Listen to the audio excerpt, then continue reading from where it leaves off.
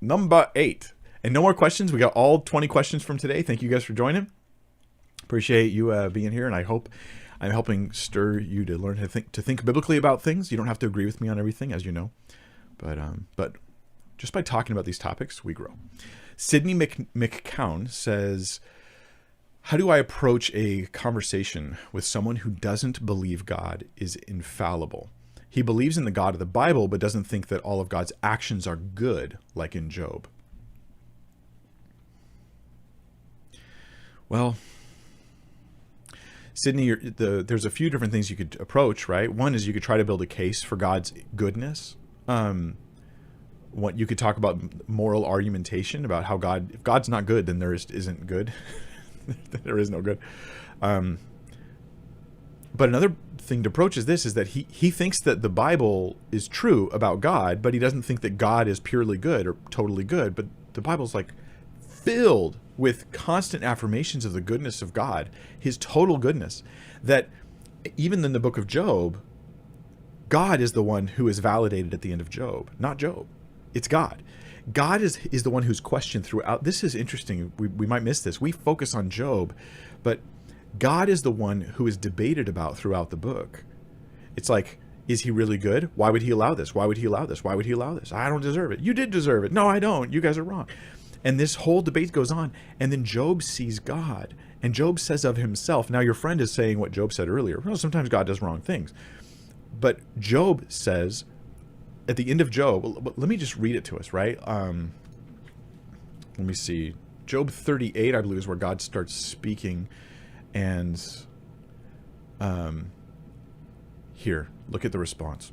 Job 40. And the Lord said to Job, shall a fault finder contend with the Almighty? He who argues with God, let him answer it. Now, this is not just in theory. God himself speaks to Job, and he's like, okay, fault finder. I mean, in a sense, this is God's response to your friend. Hey, you're finding faults in me. I hear you. Tell me, now that I'm right in your presence, now that you're in front of me. This is the attitude of the person who's like, when I meet God, I got a few things to ask him about. And it's like, oh, you just don't know. You don't know. And Job learned that lesson.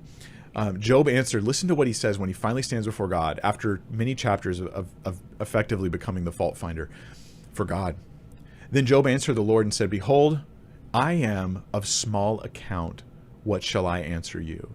The first lesson Job got was, I'm an idiot. Like, in a good way. Because I am too, and you are too. Like, we are so foolish. We always think we're wise because we've never been so smart. Right? A 4-year-old thinks they're a genius because they see a 2-year-old and realize how dumb they are by comparison. A 10-year-old thinks that they're so smart, especially if they're the oldest sibling and they got younger siblings. Right? The 15-year-old has never been so smart. There's parts of their brain that are working now that have never functioned before. But the 20-year-old looks at the 15-year-old and just thinks, man, you dumb kid. Right? The 30-year-old looks back at the 20-year-old and thinks, you think you're an adult, but there's so much you just don't know. And the 50-year-old looks back at the 30-year-old and is like, you'll get there. What I'm suggesting here is we're always dumb. We're just smarter than we were. And when it comes to God, we have to just say, Lord, you are good. I am of small account. It is never wise to be shaking my fist at the Lord and telling him, you were wrong. I am right here. You shouldn't have done this. You should have done this other thing. I have a better plan. I have a better idea. If you've ever been at a job where you're the pro and a noob comes up and they start challenging you like, hey, well, but why are we doing it this way? Why not this way?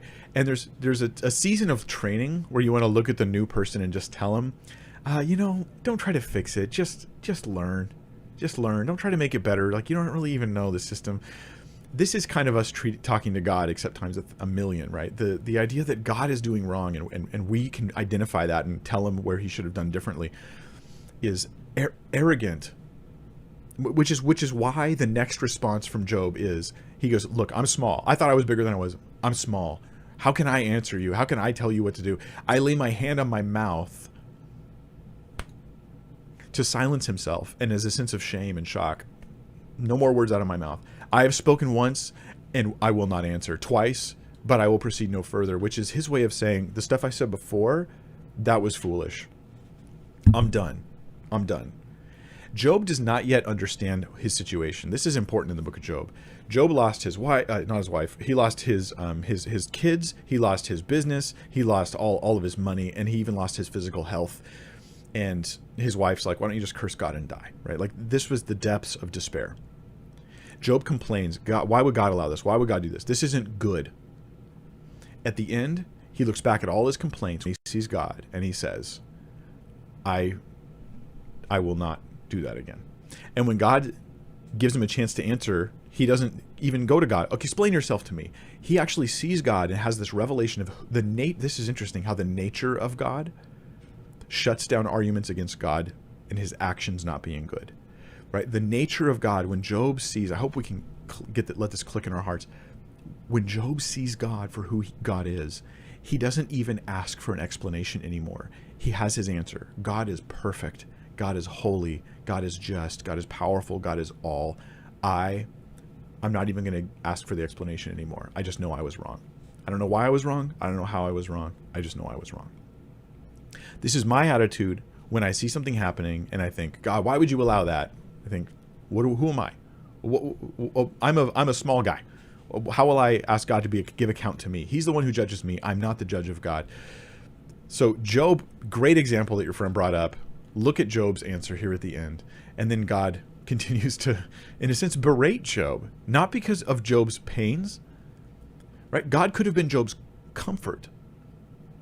But first he had to deal with Job's arrogance in challenging him. And this is our challenge when we deal with troubling issues in our lives. We see something in the Bible, you think, "Oh, why would he do that? I don't like that." Just have the humility to say, "Look, I'm a dum-dum. God has his reasons. His nature shows me his goodness. I can trust his actions. He knows more than me about this." Right? He's perfect. Who am I to challenge him? This is entirely appropriate humility before God.